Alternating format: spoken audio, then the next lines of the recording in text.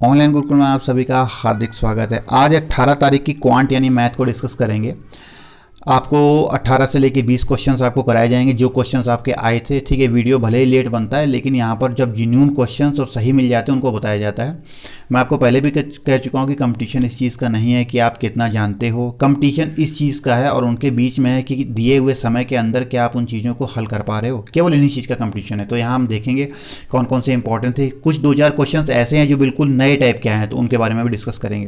तो देखिए, पहला आपका क्वेश्चन इस प्रकार से क्वेश्चन था आपका कि एक्स वाई जेड का आपका जो वैल्यू दिया हुआ है करके उस वैल्यू को करके फिर आपसे पूछा गया था कि 36,000 में जेड का प्रॉफिट बताइए। मतलब जो शॉर्ट मैंने क्वेश्चन लिखा है तो ये तो बहुत आसान है, बहुत आसान, बच्चा भी कर लेगा कोई। ठीक है, इसको 4 3 7 2 9 है, 9 से भाग करके और जेड का जो आपका पोर्शन है वो 4 है, उसको आप कर दोगे, ठीक है, आ जाएगा। ठीक है, एक आपका ये क्वेश्चन था आपका 5x अपॉन 7y बराबर 48/54, तो x बाई वाई का मान बताओ। ठीक है, तो x बाई वाई का मान निकालने के लिए डायरेक्ट ही आप कर दो, 5 यहाँ नीचे चला जाएगा, 7 ऊपर चला जाएगा, 48 × 7/54 गुणते 5। ठीक है, तो ये आप करके आप देख लीजिएगा। फिर जो ऑप्शन है ऑप्शन के हिसाब से आप उसमें देख लीजिएगा क्या।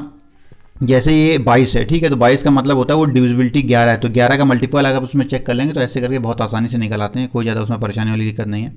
एक सवाल ये है जो मुझे नया लगा और इसमें डिस्कस मैं थोड़ा सा लेंदी करना चाहूँगा। ये सवाल था आपका x प्लस 1/x बराबर 2, तो x की पावर 206 प्लस 1/x की पावर 206 की वैल्यू ज्ञात कीजिए। जिन्होंने सीरियस प्रिपरेशन कर रहे हैं उनको अलजेब्रा में तो पता होगा डेफिनेटली लेकिन कईयों के लिए अरे बहुत दिक्कत हो जाती है, x की पावर 206 कैसे निकलेगा। देखिए, कुछ स्पेशल कंडीशन होती है, 6 टोटल मिला के 6 स्पेशल कंडीशन होती हैं। वो क्या है जो नीचे मैंने लिख दी है। ये यदि x प्लस 1/x बराबर 2 तो x बराबर 1 होता है, x प्लस 1/x बराबर -2 तो x बराबर -1 होता है, x प्लस 1/x बराबर 1 तो x क्यूब बराबर -1, x प्लस 1/x बराबर -1 तो x क्यूब बराबर +1 और x प्लस 1/x बराबर √3 तो x की पावर 6 बराबर -1, x प्लस 1/x बराबर -√3 तो x की पावर 6 बराबर -1। ये आपकी 6 स्पेशल कंडीशंस हैं। इनको अलजेब्रा में स्पेशल कंडीशन बनते हैं। जहाँ कहीं भी आपको ये वैल्यू दिख जाए, ये ओनली ये, उसमें तो आपको ये सीधा कर देना। अच्छा, ये आया कैसे, कोई ये जादू ट्रिक नहीं है, सिंपल सी बात है। यदि x प्लस 1/1 मैं आपको सॉल्व करके बता देता हूँ। x प्लस 1/x बराबर 2, तो इसको यहाँ पर आप जैसे जोड़ोगे LCM x लोगे तो x² प्लस 1/2 आ जाएगा, तो x² ये इधर चला जाएगा, 2x हो जाएगा, ये माइनस हो जाएगा, x² माइनस 2x प्लस 1 बराबर 0 हो जाएगा। अब इनको अलग अलग फैक्टोरियलाइज आप कर लोगे, x² माइनस x प्लस 1 बराबर 0, तो x माइनस 1 इसमें एक फैक्टर आ जाएगा, दूसरा फैक्टर भी x माइनस 1 बचेगा, तो x की वैल्यू क्या आ जाएगी +1। तो ठीक है, तो हमने क्या देखा, x प्लस 1/x बराबर जहाँ 2 होता है वहाँ x की वैल्यू क्या होती है, +1 होती है। ठीक है, यही इन चीज़ों को रख देना। आपको सिंपल क्या करना है, जब आपको डायरेक्ट ये 6 आउटपुट याद करना है। अब अगर इस टाइप का क्वेश्चन आ गया तो डेफिनेटली आप ये मानिए कि आगे वाली शिफ्टों में आ सकता है, तो 1-2 नंबर फालतू में आप वेस्ट मत करो, चुटकियों में हल होता है। कैसे, आपने ये 6 याद कर लिए, आपको पता है यदि x प्लस 1/x बराबर 2 दिया तो x बराबर 1 होता, तो यहाँ 1 रख दो, 1 की पावर 2 से 6 प्लस 1/1 की पावर 2 से 6, 1 की पावर कितना भी हो 1 आता है, 1 + 1 2 हो जाएगा आंसर।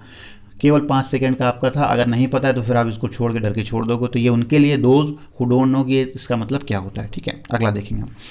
एक क्वेश्चन आपका आया था कि एलसीएम यदि है 240 है, एचसीएफ यदि 24 है, तो एक संख्या यदि आपकी 40 है दूसरी बताओ, तो आपको पता है इसको सिंपल सूत्र है, एलसीएम गुणा एचसीएफ बराबर पहला नंबर गुणा दूसरा नंबर, रख के इसमें कर लीजिए तो बहुत आसान था। ठीक है, मुझे लगता है। ठीक है, हो सकता है कईयों के लिए टफ भी हो।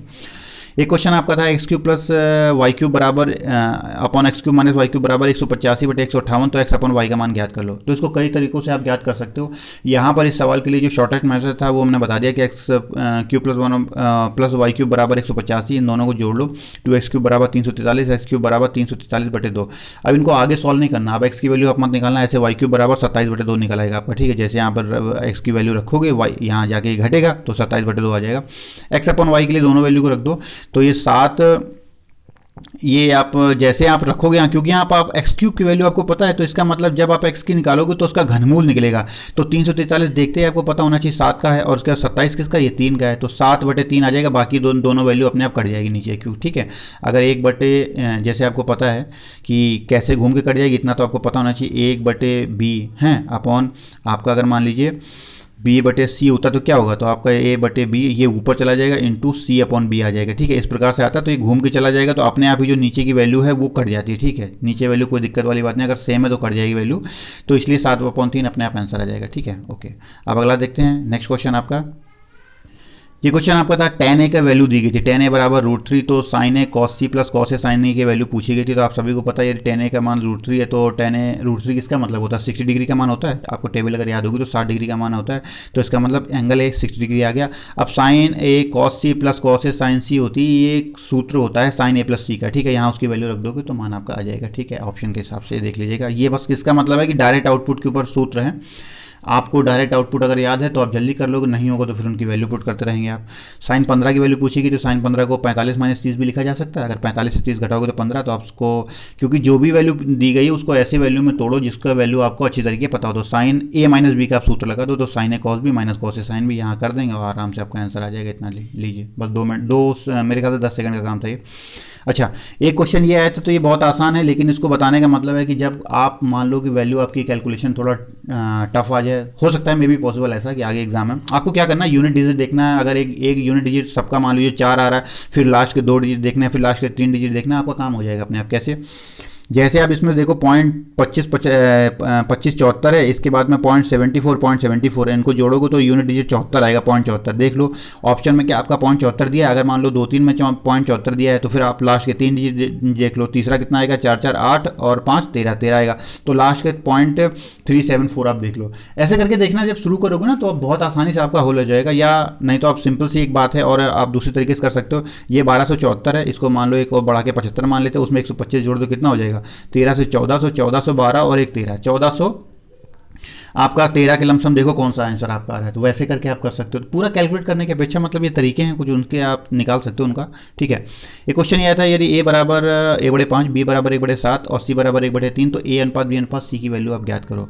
तो ये भी बहुत आसान होता है। देखिए, डायरेक्ट आउटपुट निकालने के लिए मैं आपको बताता हूँ क्या करना है आपको। अगर मान लो कहीं भी रिवर्स अनुपात दिया है, उनके व्युत्क्रमण अनुपात दिया आपको निकालना है, जैसे 1/5, 1/7, 1/3 को सीधे आपको सिंपल लिखना है, तो आप क्या करेंगे, सिंपल सी बात है, जो सबसे पहली वैल्यू है 1/5 है उसको छोड़ दो, 7 और 3 दोनों का गुणा कर दो, 7 या 21 आ गया, ठीक है। यहाँ पे अब अगर ये बीच का वैल्यू निकालना तो बीच को छोड़ दो, इन दोनों को गुणा कर दो, 5 या 15 आ गया, ठीक है, ये आ गया। अब अगर लास्ट का निकालना है तो लास्ट का निकालना, तो लास्ट के निकालने के लिए क्या करोगे, लास्ट को आप छोड़ दो, इन दोनों गुणा कर दो और 7 5 35 आ गया, यही आपका अनुपात आएगा। हल करके देख लेना, बिल्कुल सिंपल सा है, कुछ भी नहीं करना, तुरंत देखते आंसर आ जाता है अगर आपको तरीका पता है। क्या मैंने बोला, दोबारा मैं आपको बताता हूँ। जैसे आपको ये करना है तो फर्स्ट अनुपात के लिए करना, इसको छोड़ दो, जिसके बारे में जो अनुपात लिखना उसको छोड़ दो, इन दोनों का गुणा कर दो, 7 या 21 हो गया। अब अगर बीच वाले का करना है तो बीच को छोड़ दो, 5 या 15 हो गया, ये लो। अब अगर लास्ट वाले का करना है तो लास्ट में लास्ट को छोड़ दो, 5 7 35 हो गया, ये ले, आंसर आपका आ गया। ये तरीके आपको पता होने चाहिए, ओके। अब ये है कि वृत्त की परिधि 110 सेंटीमीटर है, तो व्यास क्या होगा, ठीक है। तो वृत्त की परिधि आप सभी को पता है 2πr होती है और इसका व्यास ये है। अब ये क्वेश्चन आसान है, लेकिन मैं इसको क्यों बता रहा हूँ, उसका रीज़न है आपको कुछ लोग पूरा सॉल्व कर देंगे, आर की वैल्यू निकालेंगे, फिर उसमें क्वेश्चन बहुत ट्रिकी होता है। वो क्या करेगा, आपसे व्यास पूछा है, आपको त्रिज्या भी ऑप्शन में दे रखी होगी, अगर आप आर की वैल्यू निकालोगे और जल्दबाजी में आप क्या करोगे, दिखेगा तुरंत आपको त्रिज्या, आप तुरंत टिक करके चले जाओगे। रियली ऐसा होता है, मोस्ट ऑफ केसेस के अंदर ऐसा होता है। अगर आपका दिमाग, क्योंकि मुझे पता है एग्जाम टाइम में इतना प्रेशर होता है, 100 क्वेश्चन आपको 1.5 घंटे में करना मामूली बात नहीं होती, मैं समझता हूँ उस चीज़ को, ठीक है। तो आप करके आओगे तो वो बहुत स्मार्ट होते हैं, इसीलिए उन्होंने व्यास पूछा है, वो त्रिज्या भी पूछ सकता था। और लोग मैक्सिमम रेडियस की वैल्यू निकालेंगे और रेडियस आपको ऑप्शन में दिखेगा, आप तुरंत कर दोगे, क्योंकि एक फिनोमिना होता है, एक टेंडेंसी होती है आदमी की, जो ऑप्शन में उसको दिखता है तुरंत उसको, अरे हाँ आंसर सही आएगा, टिक करके चलाता है। और ये एग्जामिनर बहुत स्मार्ट होता है, वो इसी हिसाब से काम करेगा। आपको यहाँ क्या करना है, आप 2r सीधे मान लो, ठीक है। आप पाई की वैल्यू तो पाई से भाग कर दो, तो 110/22 और 7 ऊपर चला जाएगा, ठीक है। तो ये 22 से 11 दूनी 22। अब आपको क्या करना है, यहाँ से 11 और 22 तो कट जाएगा, लेकिन आपको ऑप्शन देखना 7 का मल्टीपल होगा पक्का, 7 का। देखो 35 आया, 7 पना 35 होता है, तो ऐसे ऑप्शन चेक किया करो आप, 7 का मल्टीपल आप करके देख लो, इस प्रकार से आप ऑप्शन को निकाल सकते हो। नहीं तो सिंपल सी बात है, इन चीज़ों का स्पेशली ध्यान रखना। 2r व्यास पूछा गया, 100% जो क्वेश्चन में क्या पूछा जाता है फोकस करना, और ऐसे ही मोस्ट ऑफ लोग गलत करके चले जाते हैं। और ये मैं खुद का एक्सपीरियंस बता रहा हूँ, क्योंकि मैंने भी किया है, इसलिए मैं आपको बता रहा हूँ, ठीक है। ये ऐसा होता है, नॉर्मल सी बात है। अच्छा, एक क्वेश्चन आपका था, राम, महेश और दिनेश हैं, ये 12-15 दिन में काम करते हैं, तीनों कितना कर लेंगे, तो सिंपल सी बात है, आप सभी को पता होगा, इसको ऐसे लिख लिया करो, इनका सबका एलसीएम निकालो, ठीक है। एलसीएम आपका 60 आ जाएगा, ठीक है। और उसके बाद 12 पंजे 60, इसकी इफिशियंसी 4, इसकी 3 आएगी, 5 4 9 10 12, और ये 60/12 कर दोगे तो इसका मतलब 5 दिन आएगा, तीनों मिलके 5 दिन में काम कर लेंगे। बड़े आसानी से मेरे ख्याल से निकल आता है, आप सभी को पता होगा। ऐसे क्वेश्चन अब की बार इस हिसाब से 2-3 क्वेश्चन आप कहे थे, ए 8 मिनट में टैंक भरता है, बी 20 मिनट भरता है, तो दोनों मिला के कितना टैंक भर देंगे, तो सेम वही क्वेश्चन है आपका, 40/7 घंटे में टैंक आपका भरा जाएगा। अच्छा, एक ही क्वेश्चन था कि रिवर्स में क्वेश्चन था, कैसे ये बताता हूँ आपको। ए की इफिशियंसी बी से दुगनी है, ठीक है। आपको पता होना चाहिए जो इफिशियंसी होती है, इफिशियंसी प्रोपोर्शनल टू होती है 1/वर्क की। मतलब कोई आदमी कितने दिनों में काम करता है, जो आदमी जितने ज़्यादा दिनों में काम करता है उसकी इफिशियंसी यानी कार्य क्षमता उतनी कम हो जाती है। समझ रहे हो, ये इन्वर्सनली प्रोपोर्शनल होता है, इस चीज़ को आप ध्यान रखिए। अब वो बोला है कि ए की इफिशियंसी बी से दुगनी, तो सबसे पहले आप ए लिखो, यहाँ बी लिख लो, ये फॉर्मेट बना लो, एक स्टैंडर्ड फॉर्मेट बना लो जिस पे आप काम किया करो। आपने ए लिखा, बी लिखा। अच्छा, अभी क्या बोल रहा है, आपको इफिशियंसी पता है ना, तो काम कितने दिनों में करता है कंबाइंड पता है आपको, ठीक है। तो अब ये ध्यान देखो, अगर ये ए है ये बी है, ठीक है, और इसकी इफिशियंसी 2 से दुगनी, तो इसकी 2 मान ले, ए की बी की 1 मान लो, ठीक है। अब यहाँ 2 और 1 3 हो जाएगा, ठीक है। अब आपको पता होगा कि नंबर ऑफ डेज बटे इफिशियंसी करते रहे तब कुल मिला के दिनों की संख्या आती थी। तो अगर यहाँ पर दिनों की संख्या 5 है और उसके बाद में इफिशियंसी 3 कंबाइंड निकली, तो टोटल दिनों यहाँ 15 आएंगे, यहाँ 15 कर दिया, आगे इतना सेटिस्फाई हो आप। अब देख लो, अब 2 का 15 भाग 2 7.5, और उसके बाद में 15 में 1 का भाग जाएगा 15, तो इसका मतलब बी कितने दिन में काम करता है 15, अगर ये पूछा जाए 7.5, बहुत आसान है, ठीक है। इस प्रकार से तो ये मैंने दिया, इसमें डीआई के भी आपके क्वेश्चन थे, डीआई के आपके 3 क्वेश्चन थे, तो वो पॉसिबल नहीं था, पूरा एग्जैक्ट डाटा आपका नहीं मिला, ठीक है। और मीड और माध्यिका मौलक उससे भी आपके क्वेश्चन थे, और सीआई से आपका एक था जो सिंपल था, बहुत सिंपल था, ठीक है, इसलिए मैंने वो इंक्लूड नहीं किया इसके अंदर। तो शायद 18-20 क्वेश्चन मैंने आपको बता दिया, जो इंपॉर्टेंट था मैंने वो बताया, उस चीज़ को आप देख लीजिएगा।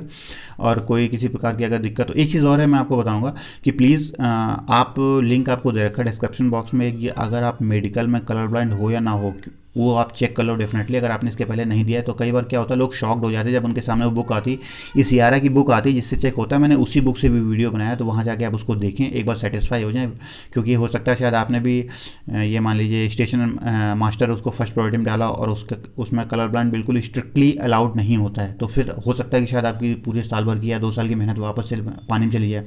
इससे बेटर है कि आप उसको एक बार देख लें। तो कोई दिक्कत परेशानी होती है तो प्लीज़ कमेंट बॉक्स कर सकते हैं। तो मिलते हैं नेक्स्ट वीडियो में, तब तक के लिए जय हिंद दोस्तों।